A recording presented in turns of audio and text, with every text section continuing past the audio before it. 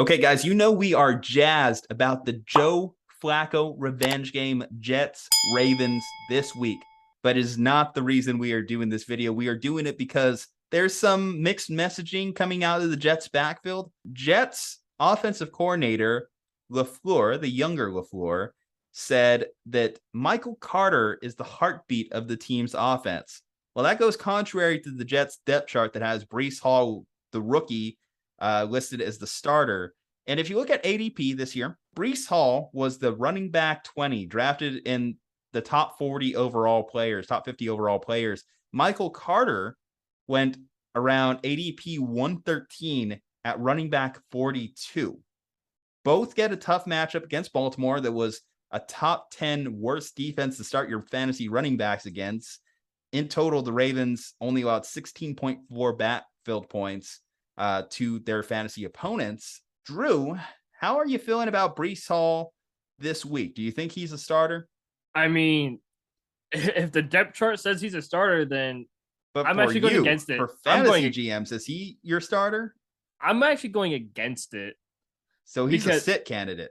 I think he's a sit candidate because I'm with the younger LaFleur here. I think Michael Carter should be the main guy because he knows the offense better, obviously. He's been there a little bit longer. He knows the offense. He actually had a good, solid season last year. He wasn't terrible, but I think Michael Carter should be able to get the ball more than Breece Hall. No, don't get me wrong. I'm sure the rookie has something to show, but week one against a defense like the Ravens now, who actually have a very solid defense, I think you need experience over the rookie. I think experience is going to help you a little bit more here. Now, Breece Hall is a dynamic running back, and the reason I think the Jets drafted him, even though I was a little surprised they drafted him so high, just given that Michael Carter had a good rookie season, the way that the Shanahans, the LaFleurs, the McVays run their offense, usually a lot of them are committee backfields. So it makes sense to have a 1-2 punch of Carter and Breece Hall. Yeah. However, that also limits both respective ceiling. Not every backfield is going to be Chubb and Hunt. Not every backfield is going to be Ingram and Kamara.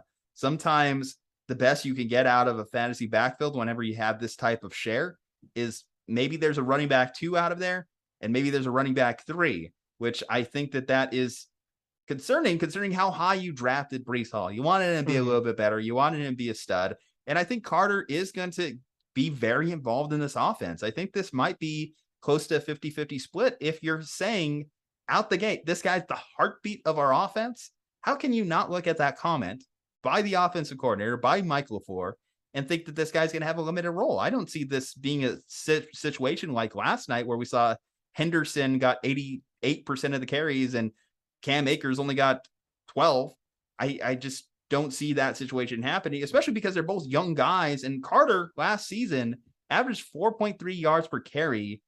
And that's saying how atrocious the Jets offense was last year, that he still was able to average 4.3 per carry. The offensive line had some issues. And then another nugget just thrown in here today. So we know that Mekhi Becton went on the season-ending IR, but Dwayne Brown, the left tackle that they got to replace Mekhi Becton, he is now on the IR. So the Jets are struggling on their offensive line, and the Ravens, now that they're healthy, now that they have their full complement of defensive players, I think are going to pose problems. I don't think the Jets are going to be really able to run the ball.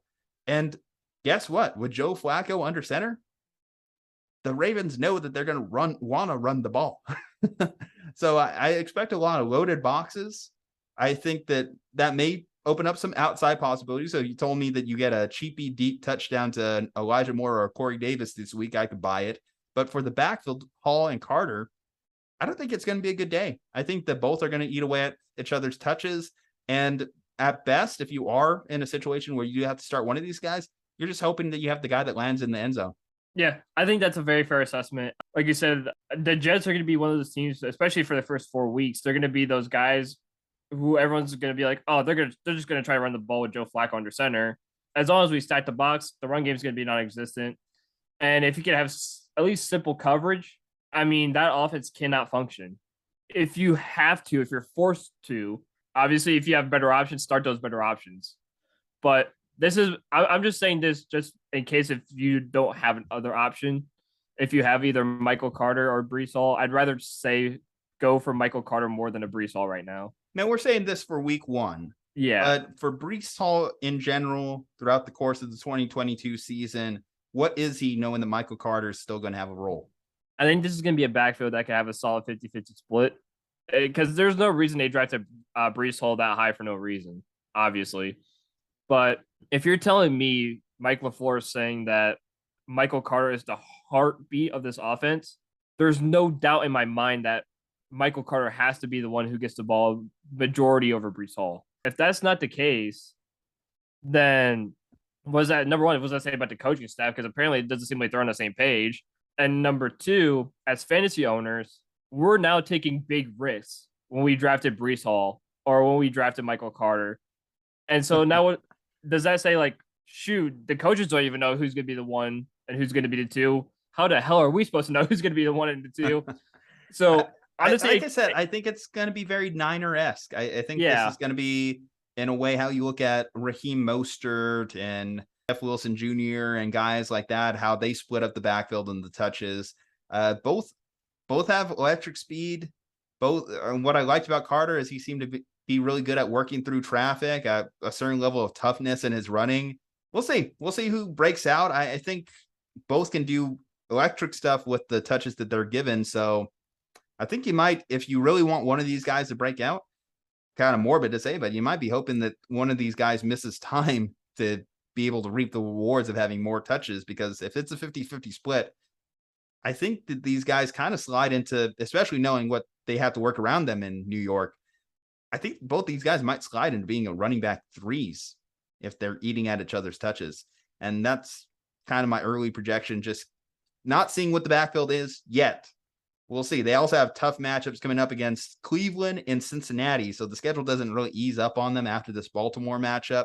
Anyway, guys, what if you own Breece Hall, if you own Michael Carter, you hear Michael Carter's the heartbeat of this team's offense, what does that signal to you? Drop below in the comments. If you have any fantasy football questions, we'd like to hear them, so leave those in the comment section as well. Leave a like on this video.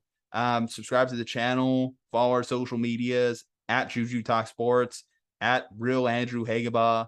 Stay safe, happy, and healthy. We'll see you on the next one.